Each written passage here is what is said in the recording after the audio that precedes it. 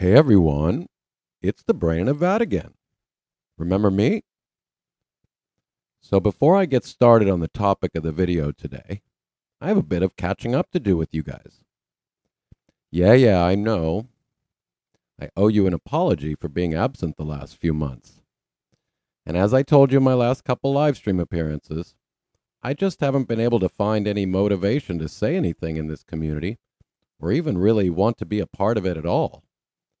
And yet, alas, that makes me a bit sad, because I really do appreciate the occasional encouragement and support from so many of you, many whom I'd like to consider friends at this point.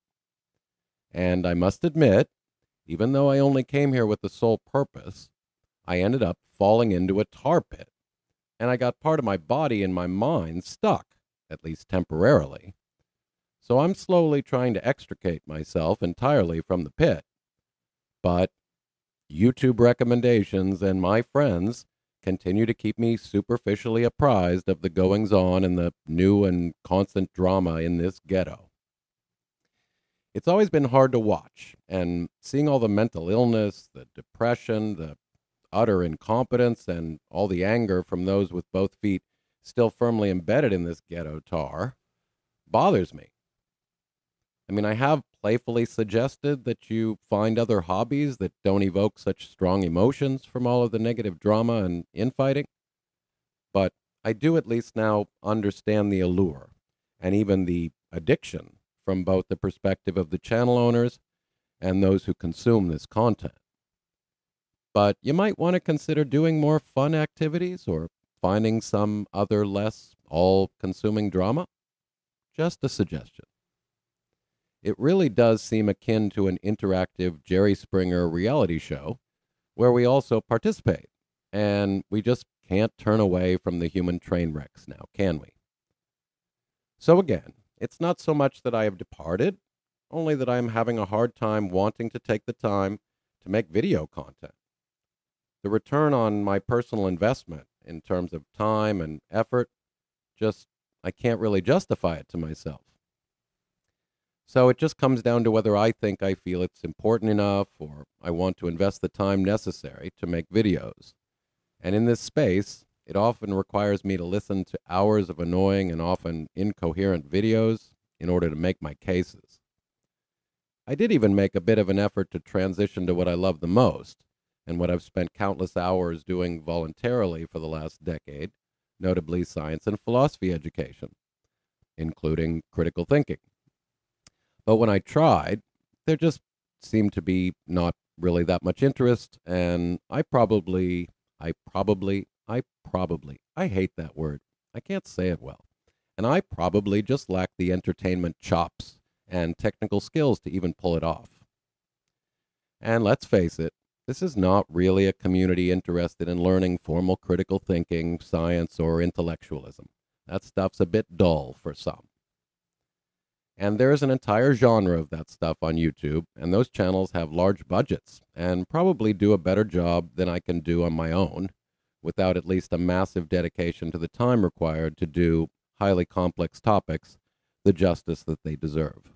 People have come to expect me, the scientific skeptic, to roast people, or at least do clever satire and storytelling, to eviscerate bad arguments, and to go after bad acting in this ghetto. I mean, the satire and storytelling still really does interest me. I had a lot of fun doing that, and I'd like to still continue doing that. And as I have said before, had I simply continued doing what I began with, I'd have simply jumped on the new MGL, BBH, JLR, and then Trisha Jenkins bandwagon. And then there is the blossoming BK bandwagon that has caught on in a big way, and for good reasons. Heck, after adding him to my bad actors list in episode 2, I also had a script recently in the works, ready to tackle that one once and for all. But again, simply could not find the motivation to listen, clip, and put together all the supporting evidence again. That bad actors series really took a lot out of me. And besides, my original review of BK in episode 2 turned out to be the right call. My instincts were correct then, and I simply made the mistake of giving him a pass. I regret that now. In any case, Lord knows there are plenty of channels who make their name doing all this. So I chose to simply jump off and save myself the headache of spending countless hours downloading and clipping videos of effectively very silly people. It's simply a personal return on investment calculation on my part, as well as whether I feel I can have any impact at all. And I know I can't. So why bother? People believe what they want, and they're just not very susceptible to reason. Now, I do still occasionally consider whimsically just hitting the go live button for a live stream, and I may do that at any time, but I have no guarantees, as I often tell myself that and then simply change my mind, go make dinner, grab my guitar, or pet my cat. And I feel sort of morally obliged to at least, do the necessary amount of preparation and prepare an actual case for you guys with a lot of content and supporting evidence and jokes and humor and so for me to just do it off the cuff somehow seems like I'm sure it's not very value added, and I don't want to bore you with that sort of thing. There's plenty of boring live streams out there for you if that's what you're interested in. So all that aside, and no, I'm not going to say without further ado. I already promised I'd not do that before, and I prefer to keep my promises. Wait, I did just say it, didn't I? Whatever. So the function of this video is simply to go over a recent conspiracy theory in the ghetto, which has been propagating and has been the source of anguish for many and a source of opportunistic view hunting for others. It was recently brought to my attention, and it was sort of right in my wheelhouse, so I thought I'd discuss my superficial, at least, findings. And I may do the same sort of thing that I'm going to do in this video for another video mirroring my recent satirical posts on how to start a YouTube true crime ghetto cult. I was even willing to unmask myself for that little funny parody. I hope you found it enjoyable. But because community posts aren't very well read, I think maybe I'll convert them into a video, and it's easier to find as well because community posts like Facebook posts just go down the page and get lost in obscurity. So with the video, I can keep it easily accessible. And I might even still work on a project I had in mind in terms of sort of a parody show about the ghetto with some of my well-known bad actor parody characters, which might be fun. I've talked with a few friends that have shown some interest, but it would require a lot of work. So again, no guarantees. But so let's get started and let's talk about today's subject matter, which is the Feet Fable conspiracy theory. This Feet Fable narrative that is circulating among the whack jobs in the YouTube True Crime Ghetto. These people are promoting a very interesting case study in conspiracy theory ideation and psychology. And I think it's a fairly good case study for analysis. I mean, after all, I have been debunking conspiracy theories and presenting the counter evidence and arguments for the psychological and sociological causes of human susceptibility to conspiracy theory ideation for decades now. And I was recently asked to take a look, so I spent several hours one night looking about, and I do certainly find it odd. It's not at all clear to me what it really is all about, but it's a good opportunity to show how people connect illusory dots, appeal to human fear, begin finger-pointing, and invent stories, even in the complete absence of any actual evidence linking fact A to conclusion Z. You see, unsupported assertions run rife in this ghetto. After all, it's one of its hallmark features. So first we start with the fact that nothing triggers people like the idea of harm to a child. Nothing scares people more than the idea that they are being regularly abducted, trafficked, and used. And the idea that there is an organized network of child groomers and predators is a nightmare scenario. The QAnon cult and Pizzagate is testimony to how easy it is to play on these fears, to create a viral movement, and how unscrupulous opportunists are more than giddy to create these stories out of thin air, to troll the world, and to grow their social media relevance on the back of these human insecurities. And this community is filled with QAnon believers and conspiracy theorists in general. And it's just all so reminiscent of the satanic panic of the 80s, a topic that I've covered in my conspiracy theory video and elsewhere. And sadly, yes, trafficking is indeed a thing. But this is how fearmongers thrive. They take an actual phenomenon, mix in some facts, sprinkle in some hyperbole and bombast, and then they spin a tale, exaggerate the prevalence and occurrence of a phenomenon, and make everyone believe it is ubiquitous. It's all around them, all the time. So again, want to make a healthy living in this world as a con artist? Or a sophist? Convince people that there's a problem. Scare the bejesus out of them. And then present yourself as the one who has the cure, the remedy which will relieve their anxiety and fear, help them deal with the cognitive dissonance that comes from having to encounter these frightening possible realities. You see, demagoguery is the oldest marketing, religious, and political trick in our species' book.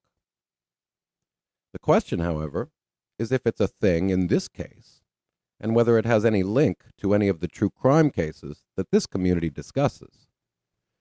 And as we all know by now, there are far too many opportunists willing to invent sensational stories and use demagoguery to grow their channel and to get hits.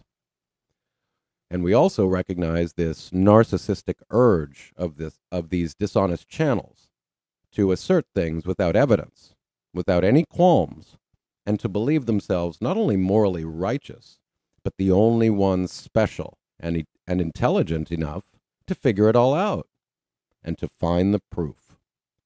They see false patterns everywhere. They overestimate their skill set and intelligence, and then they irresponsibly publish bald assertions to a captivated audience, who then lavishes praise on them for this unethical behavior. Because you see, honest people, they submit information to authorities, and they let them do their due diligence privately, so as to not give a heads up to possible criminal activity, which will allow the perps to go black, cover their tracks, delete any evidence, etc. And that's how you know these people are most likely dishonest, incompetent, or even just dangerous hacks. And this reminds me so much of the Nomadic Trek hoax as well, that Chris McDonough, Fish McDonough, perpetrated, and which resulted in death threats and real-life consequences in the laundry case. He employs the same tactics of innuendo, suggestion, even priming, bald assertions, and false pattern matching, submitted as proof and truth, just like these other bad actors do. And when confronted, you'll find they often hide behind this plausible deniability gambit of, I'm not saying that so-and-so is, I'm just saying. And I have the right to an opinion. The problem is that they know that their audience knows what they're saying, and gullible audiences don't really tend to care about actual evidence anyway. They just need to be persuaded. The problem is that they know that their audience knows what they're saying, and gullible audiences don't tend to really care about actual evidence anyway. They just need to be persuaded. Just place the bomb, and then innocently pretend that you're not responsible for any ensuing explosions. So what is the scoop here? Well, this is a brief summary, and I can't claim to have followed every rabbit hole, so surely my knowledge will be limited, and I'm more than happy to be corrected or to have any ignorance gaps filled by people who know more than me. I'll simply require evidence so that I can corroborate those claims on my own. There's a bunch of internet content published by a particular person named Joel Brown, who also seems to go by some pseudonyms as well. Some pseudonyms. Yikes. Although I think I'm only aware of one other pseudonym, but there might be more. The content is certainly quite suspicious, given that the nature of the work does surround young children. This persona seems to fancy himself an artist, a writer, and a religious zealot with a seeming obsession for young boys, missing children, and a creator of young boys fan fiction. This person also seems to have a fictional bio claiming mental illness and schizophrenia, if my memory serves. But it is not at all clear if that self-diagnosis is part of the fictional narrative or also true of the author. So I'm not sure who originally found this profile and started discussing it in the ghetto, but there is little doubt the content and profile is suspicious. The issue is simply what exactly is this actually all about, and if there is anything more than just words in play here.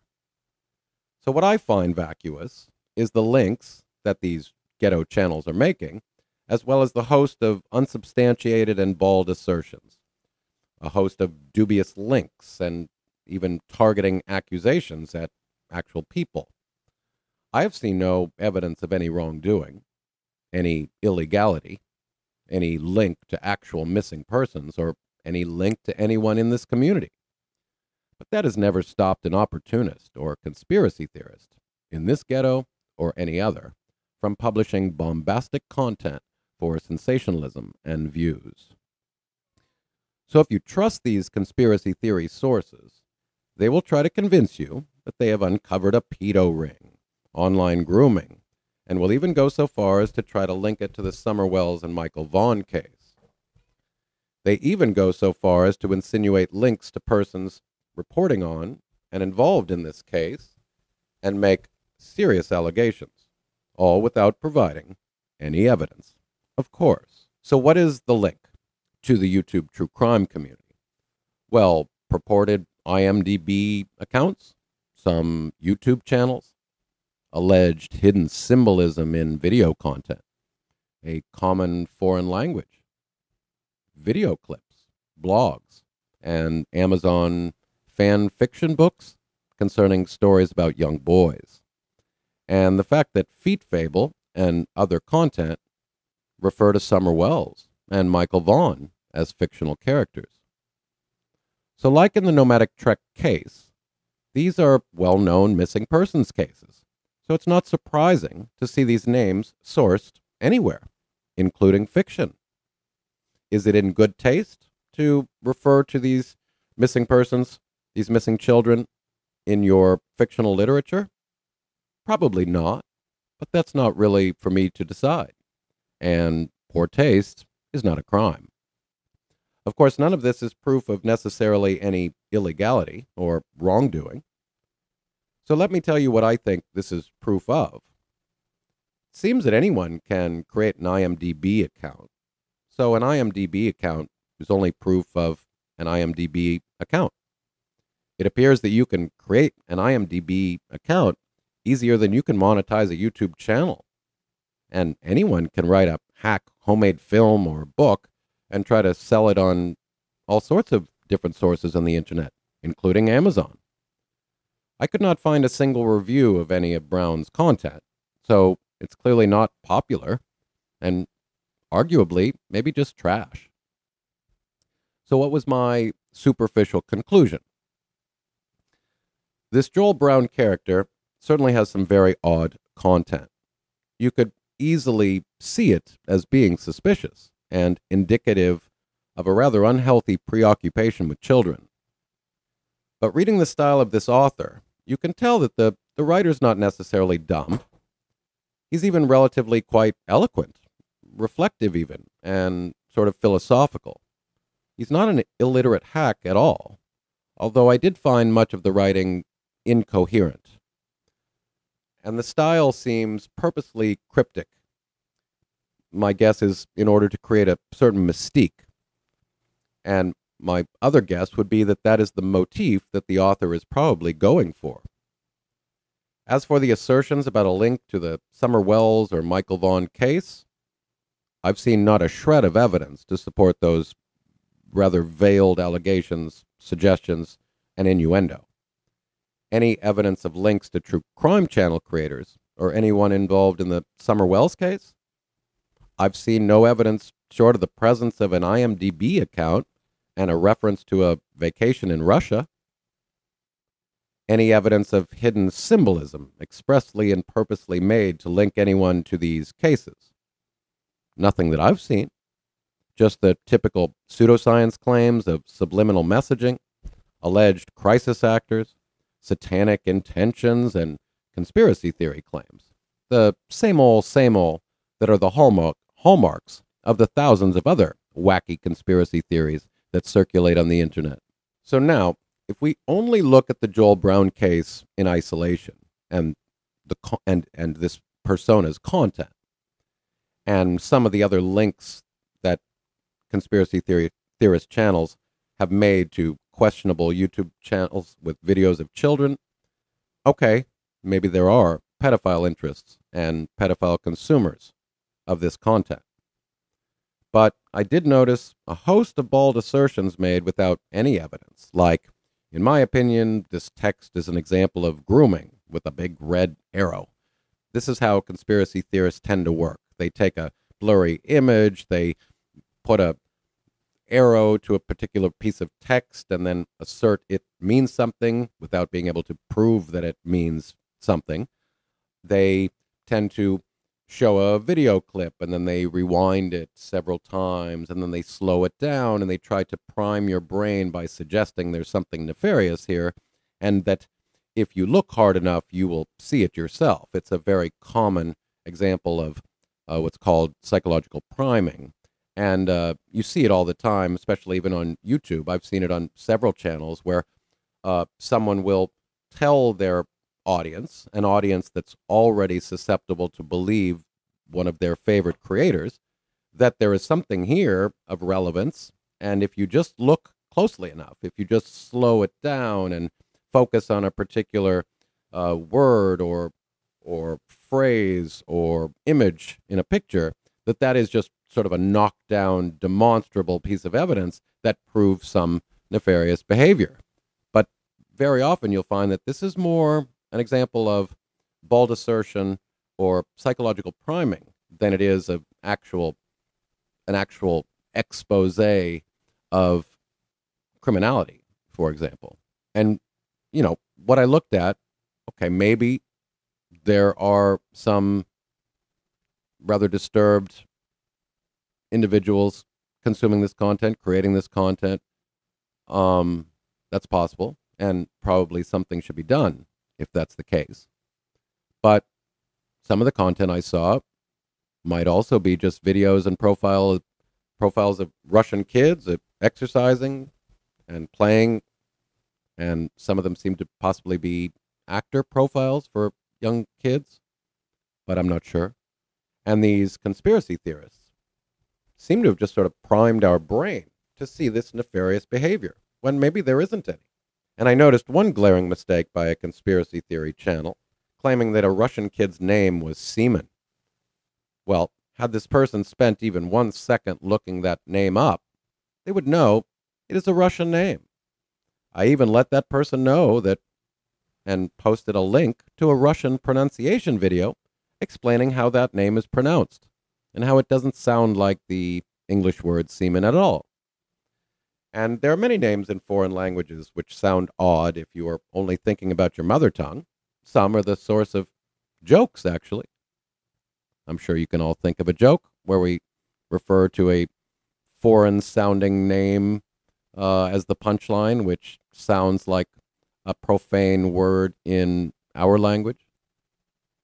So I will also add an important point of fact that I think many people seem to either not understand or are simply ignorant to. Pedophilia is not a crime. The word simply refers to having fantasies and sexual feelings toward children. It is considered a psychiatric diagnosis. And the word itself, or the state of mind of someone experiencing it, That alone does not suggest that an actual child has been harmed. It is only at the point that someone has actually acted on that fantasy that it may rise to the level of a crime. People are not yet arrested, indicted, or convicted of thought crimes. Now, having said all that, I equally experience moral disgust if someone's overt behavior suggests an unhealthy attraction to underage children. It seems only normal that we would experience that disgust and want to protect children from adult predators. And I would not want Joel Brown, whoever the real person is behind that persona, anywhere near any children. And if I saw an adult approaching a child, I would likely react and try to prevent it, confront the person, or report the person to the police. And any adult commenting on a child's social media accounts, attempting to befriend them, should be met by others with a rather strong reprimand and an implicit threat that they stop or risk being immediately reported. And I even have a little anecdote. I was once in Thailand, and unfortunately, Thailand is infamous for child prostitution and for Westerners to go there to engage in child prostitution, and it's sad and despicable. I hope that eventually we can eliminate the market and product for this industry, but alas, it still goes on. And I was once in Thailand, and I was once sitting in an outdoor cafe, and I noticed on an adjacent street corner a middle-aged male Westerner who was seemingly having a conversation with a child. I don't remember the age range, but seems like the child seemed around 12 or 13. I think it was even a little boy and a girl. And they were seemingly laughing and even maybe negotiating with this this Westerner, this male Westerner. And since I was aware of this phenomenon in Thailand, a lot of people talk about it when you're there, I just felt an instant sort of urge to try to prevent that if that was indeed what was happening. I was certainly going to at least ask what was going on. And as I approached the male, he instantly turned his head, saw me, clearly got nervous, and then scurried quickly away. So I'd like to believe that I prevented, at least temporarily, a possible example of child prostitution. I don't know that for a fact. And sadly, we can't always be there to prevent these sorts of things. They're probably going to happen anyway. But I remember that story, and it certainly disturbed me. Anyway, back to the story. So none of the things that I've just said means that I've seen here any possible evidence of a child actually having been harmed. I haven't seen any evidence of a child sex trafficking or pedo ring exposed. I haven't seen any links to actual Summer Wells or Michael Vaughn's disappearance. I haven't seen any links that would lead me to believe that any YouTube true crime channel creators or people involved in the actual Summer Wells case have anything to do with this other online content. And there were also a host of other bald assertions, innuendo, and suggestions made in these conspiracy theory videos. And I have no problem with anyone having reported this content to let the authorities take a look, but I've also seen no evidence that this was reported or that the authorities have uncovered anything illegal or nefarious. Now, granted, I probably wouldn't know, but some people have claimed that they contacted the authorities and they seemed interested or seemed to agree with their narrative. Well, I don't know that that's true. That's just what someone with a vested interest making a YouTube video on a seeming conspiracy theory claiming that they contacted the authorities. I don't know that to be the case. And moreover, I certainly don't know that if they did contact the police, that the police took it seriously or actually found it to be potentially dangerous or a pedophile ring. Now, maybe this is true, but I simply have no evidence to believe that. I have no reason to believe these content creators because they have a long history of peddling conspiracy theories. They are the YouTube true crime ghetto channels with a history predating this story, peddling the same stuff. ELP is infamous for peddling his subliminal messaging and symbolism in false pattern matching and everything, and crisis actors. I mean, he's the YouTube true crime ghetto Alex Jones, and anybody who knows his material knows that. And there are a host of them: WCI Newsroom, and then a bunch of others that I posted yesterday in my community post. So I'm open to looking into any other information that I might not be privy to and that might be relevant. And ELP, you might not want to say people are savvy to information. It's people are privy to information. Learn a bit better English. But at this point, I find these channel creators making content on this story irresponsible at best and opportunistic and unethical at worst. And it just all stinks of the typical demagoguery, conspiracy theorist, and QAnon fare. And I can't help but notice that it stinks exactly like the Chris McDonough stunt pulled accusing Nomadic Trek of being the most wanted person in the country, Brian Laundrie. So that's my take on the topic. I'm interested to get your feedback, and please point me to any information that I've either chosen not to cover or any information that I'm also just simply not aware of that you think might be relevant or change my mind. So, jusqu'à la prochaine fois, mes amis, Scientific Skeptic, signing off again.